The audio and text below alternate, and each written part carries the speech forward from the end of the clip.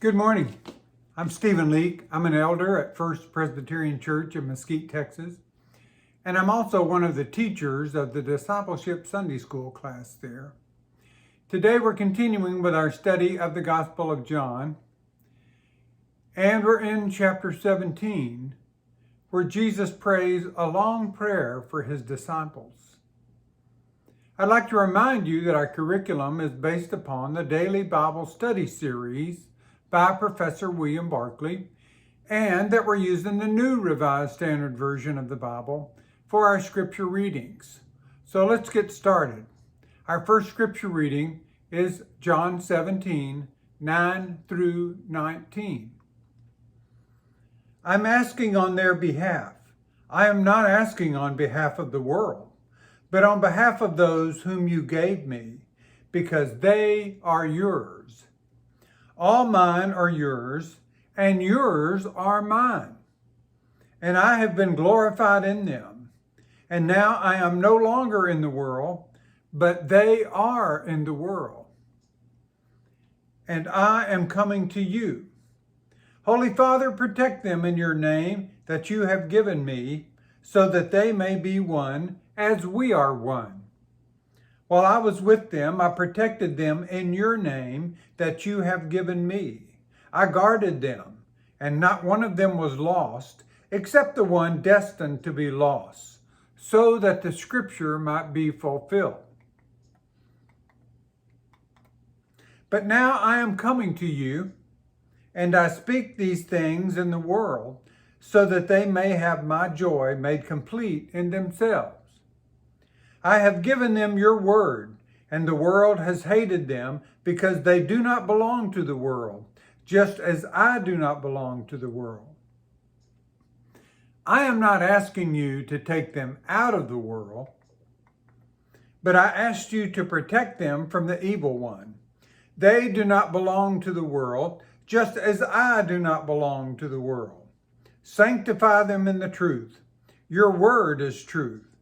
As you have sent me into the world, so I have sent them into the world. And for their sakes, I sanctify myself, so that they also may be sanctified in truth.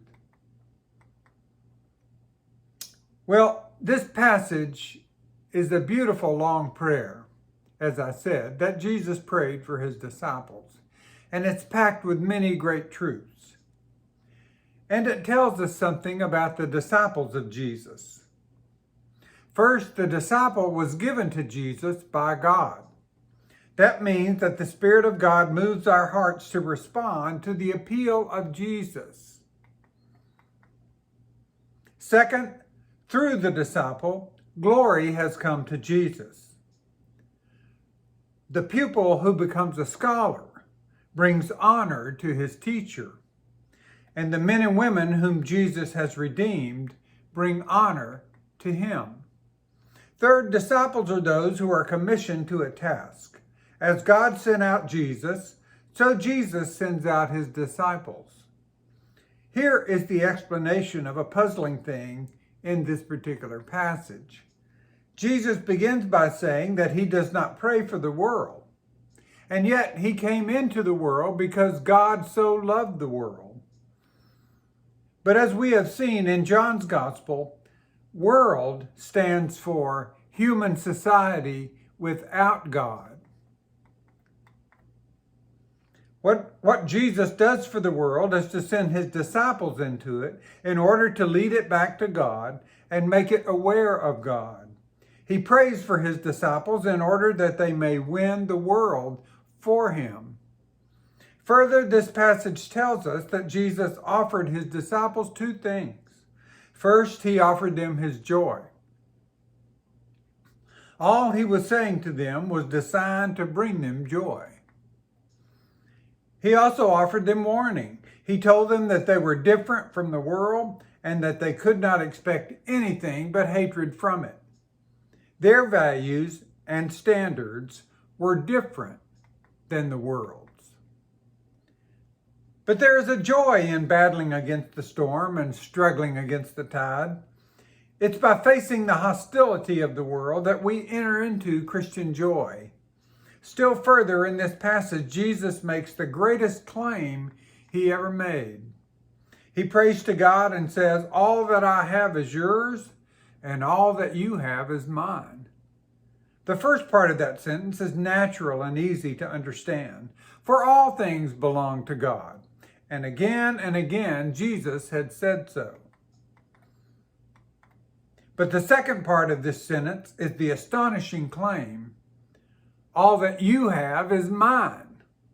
Martin Luther said, "This no creature can say," with reference to God. Never did Jesus so vividly lay down his oneness with God. Another great interest of this passage is that it tells us of the things for which Jesus prayed for his disciples. First, Jesus did not pray that his disciples should be taken out of the world. He never prayed that they might find escape. He prayed that they might find victory. The kind of Christianity which finds its essence in prayer and meditation and in a life withdrawn from the world would have seemed to him a sadly truncated version of life. He insisted that it was in the rough and tumble of life that people must live out their Christianity.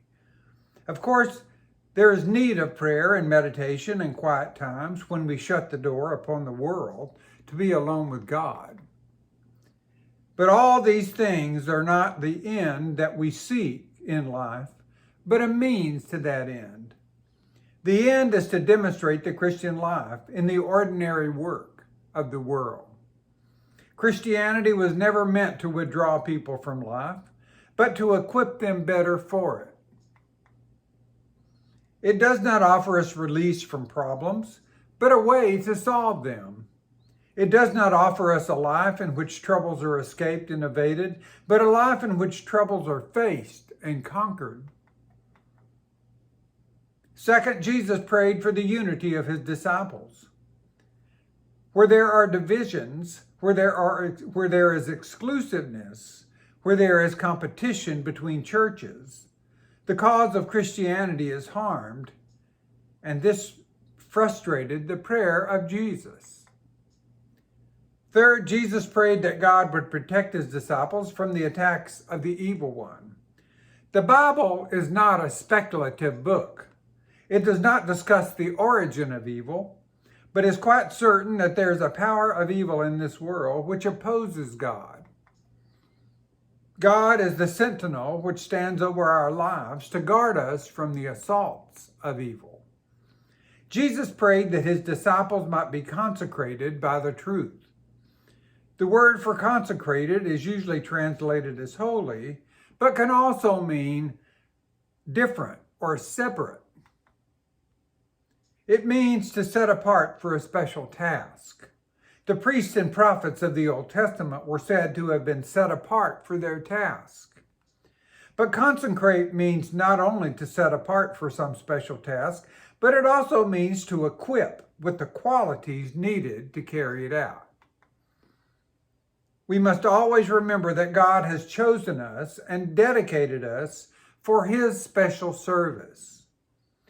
That special service is that we should love and obey him and bring others to do the same.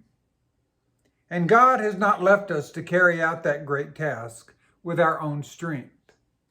Out of his grace, God fits us for that task if we place our lives in his hands. Thanks for joining me today. God bless each and every one of you.